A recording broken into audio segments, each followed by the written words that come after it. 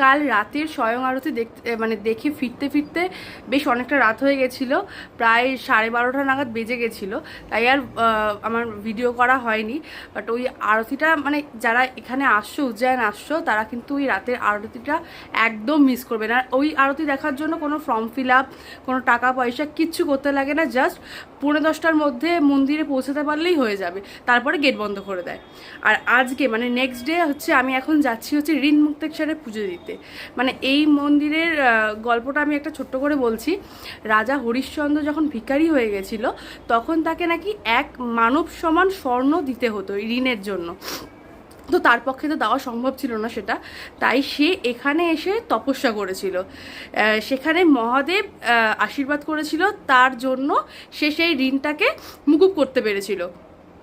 তো তারপর থেকে মহাদেবকে এখানেই স্থাপন করা হয়। আর মহাদেব নাকি বলেছিল যারা এখানে আসবে, এখানে এসে তাকে পুজো দেবে, তাদের সমস্ত ঋণ আগের জীবনের হোক, এই জীবনের হোক, ঋণ হোক, লোন হোক, সব কিছু মুকুব হয়ে যাবে। তো এটাই হচ্ছে এই মন্দিরের একটা ছোট্ট গল্প। আরও নিশ্চয়ই অনেক গল্প আছে, বাট আমার জানা এইটুকুই। তো সেখানেই আজকে যাচ্ছি হচ্ছে ফার্স্ট পুজো দিতে। তারপরে কোন কোন মন্দিরে যাব ইচ্ছা ছিল, কাল ভৈরবে আজকে যাওয়ার, আরও কিছু মন্দির কমপ্লিট করার, বাট এখন আমি ফার্স্ট যাচ্ছি হচ্ছে ঋণ মুক্তেশ্বরে। আর হচ্ছে টিকিটের ব্যাপারটা, মানে যেটা হচ্ছে ভস্য আরতির জন্য যেই টিকিটের একটা ব্যাপার থাকে, মানে ফর্ম ফিল আপের একটা ব্যাপার থাকে, ফর্ম নেওয়ার ব্যাপার থাকে, সেটার প্রসিডিওরটা হচ্ছে মানে এখানে যাকেই তুমি যেটা জিজ্ঞেস করবে সব এক একজন এক এক রকমের বলছে। মানে এ বলছে হয়তো সকালবেলা গিয়ে লাইন দিতে হবে, আরেকজন বলছে হয়তো দুপুরবেলা গিয়ে লাইন দিতে হবে। মানে এখানকার সিকিউরিটিও হয়তো কনফিউজ সেটা নিয়ে। বাট আমাদের সাথে যেটা হচ্ছে সেটা হলো, কালকে রাত্রেবেলা একবার যাওয়া হয়েছিল 12:30 নাগাদ, না 1টা নাগাদ, বাট তখন কোনো লাইন ফাইন ছিল না। বলেছিল হচ্ছে আজকে সকাল 5টার মধ্যে গিয়ে লাইন দিতে। তো সেই মতোই 4টে 4:30 মতো আমরা ওই টাইমে গিয়ে আমরা লাইন দিয়েছিলাম। লাইন দিয়ে প্রায় 30 জনের পেছনে আমাদের লাইন ছিল। মোটামুটি 60 জনকে হয়তো ফর্ম দেয়, মানে এক একটা ফর্মে হচ্ছে 5 জন করে অ্যালাউ, মানে যে কোনো একজন গিয়ে দাঁড়ালেই হয়ে যাবে। 5 জনের জন্য একজন লাগবে। তো সেটা নিয়ে গেছে। তারপরে হচ্ছে ওখান থেকে একটা সবাই 8টা নাগাদ এসে, সকাল 8টা নাগাদ এসে একটা সবাই ফটো নিয়ে যায়, মানে যে লাইনে দাঁড়াচ্ছে তার ফটোটা ক্লিক করে নিয়ে যাচ্ছে। তাকে আবার 1টা নাগাদ আবার যেতে হবে ওই ত্রিবেণী ঘাটে, যেখানে লাইন দেওয়া হচ্ছে সেই ঘাটটার নাম হচ্ছে ত্রিবেণী ঘাট। তো সেখানেই যেতে লাগছে, সেখানেই গিয়ে আবার 1টা নাগাদ গিয়ে লাইন দিতে হবে। যাদের ফটো তোলা হয়ে গেছে এই 60 জনের, তো তারা কিন্তু সেই ফর্মটা পাবে। আবার তারপরে ফর্ম পাওয়ার পরে ফর্মটাকে ফিল আপ করে 3টের মধ্যে জমা দিতে হবে। এটাই হচ্ছে এখন প্রসিডিওর। আর আজকে ফর্ম ফিল করলে সেটা হচ্ছে কালকের জন্য তুমি ডেট পাবে, মানে আজকে করলে কাল, কাল করলে পরশু, এরকমভাবে হয় প্রসিডিওরটা। তো চলো এখন যাওয়া যাক ঋণ মুক্তেশ্বরে পুজো দিতে। प्राचीन समय से नाथ संप्रदाय का स्थान है, नाथ संप्रदाय का ऋण मुक्तेश्वर महादेव।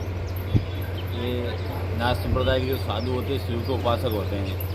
उसी में से नाथ संप्रदाय गुरु गोरक्षनाथ जी जो बाल ब्रह्मचारी थे, वो नाथ संप्रदाय को उन्होंने आगे बढ़ाया, आगे चलाया। उसी संप्रदाय का स्थान ही है। यहाँ पर राजा हरिश्चंद्र का ऋण मुक्त हुआ था। ऋण यानी कर्ज, कर्ज किसी प्रकार का भी हो, या आर्थिक ऋण हो, भौतिक ऋण हो, या किसी प्रकार का दुख या दरिद्र हो। यहाँ पीला दान चढ़ाने से, पीली वस्तु चढ़ाने से, एक लोटा जल चढ़ाने से उसका हर प्रकार का यहाँ पर ऋण दूर होता है। और ये पास में माँ शिप्रा भी है, तो शिप्रा घाट पे ही पूजा होती है।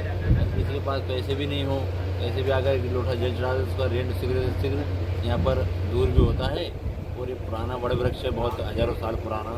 यहीं पर सुदामा जी ने को लाकर कृष्ण भगवान ने मंगल स्तोत्र पाठ सुनाए थे। और यहाँ उसी समय की बात है, राजा हरिश्चंद्र के समय की। यहाँ पर जब भीम और पूरे पांडव थे, पांडव यहाँ पर आकर उन्होंने भी बाबा का अभिषेक किया था। और उसी समय की बात है कि राजा हरिश्चंद्र महाराज का जब ऋण दूर हुआ था, बीवी बच्चे सभी दान में ले लिए थे विश्वामित्र जी ने। उसी समय जब उनका ऋण मुक्त हुआ था, तो राजा हरिश्चंद्र महाराज ने गेंडे के समान सोना भी यहाँ पर चढ़ाया था। तो मान्यता यहाँ की पीला वस्तु को चढ़ाने से, पीला दान चढ़ाने से, या सोना तो आज के ज़माने में कोई चढ़ाता नहीं है, तो उसी प्रकार से पीली वस्तु को चढ़ा दो तो हर प्रकार से यहाँ पर ऋण दूर होता है। ये बहुत प्राचीन मंदिर है ऋण मुक्तेश्वर महादेव। और यहाँ का तो महिमा ही अगल है, जो भी निराला है, यहाँ पर आने से ही उसका ऋण दूर हो जाते हैं। মহালোক কলিডোর থেকে আমরা হচ্ছে টোটো নিয়েছি। টোটোতে হচ্ছে 150 টাকার মতো পড়লো। 3.5 কিলোমিটার হচ্ছে এখান থেকে ঋণ মুক্তেশ্বর মন্দির অবধি। আর যদি আপ ডাউন করো তাহলে 300 টাকা, মানে একটু বার্গেনিং করে নেবে। তো এখন যাচ্ছি হচ্ছে ঋণমুক্তেশ্বরে। ঋণমুক্তেশ্বর মহাদেবের মন্দিরটা হচ্ছে এটা, এই যে পুরোটা। এখানে কিন্তু সব কিছু পিলা দান করা হয়, মানে হচ্ছে সব হলুদ জিনিস পরেও আসতে হয়, পুজোও দিতে হয়। আর তার সাথে হচ্ছে ফুল ডাল সব কিছু কিন্তু হলুদ এখানে ইউজ করা হয়। মহাদেবকে সব পিলা দান করা হয়। আর এখানে এসে কিন্তু পুজো দেওয়ার পর গরুকে খাওয়ানো কিন্তু খুবই ভালো একটা জিনিস। দেখো সবাই এখানে খাওয়াচ্ছেও। আর এখানে হচ্ছে এই যে এখানে কিন্তু এখানে ঘাস আছে, তোমার সব খাবার আছে ওদের। তো এখান থেকে কিন্তু কিনে তোমরা এখানে খাওয়াতে পারো। यहाँ का महत्व है, यहाँ की मान्यता है। यहाँ सत्यवादी राजा हरिश्चंद्र जी का ऋण मुक्त हुआ है, कर्ज मुक्त हुआ है।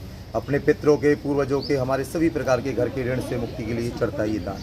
यहाँ की मान्यता है, यहाँ का महत्व है। 1.25 किलो चन्नी की दाल का 7 पूजा का सिद्ध दान होता है ये।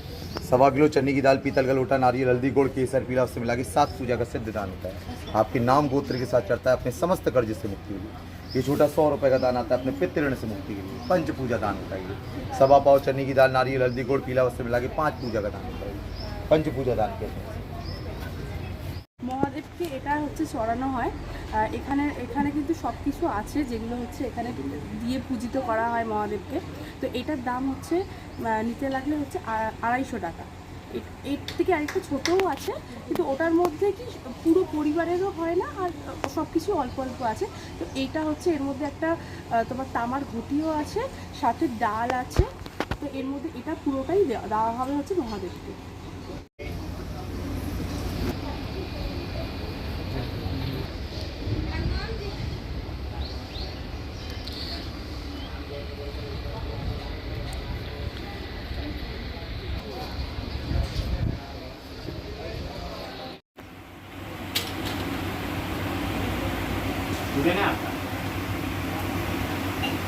এখানে এগুলো হচ্ছে গরুকে খাওয়ানো খুব ভালো, মানে নিজেদের জন্য খুব ভালো।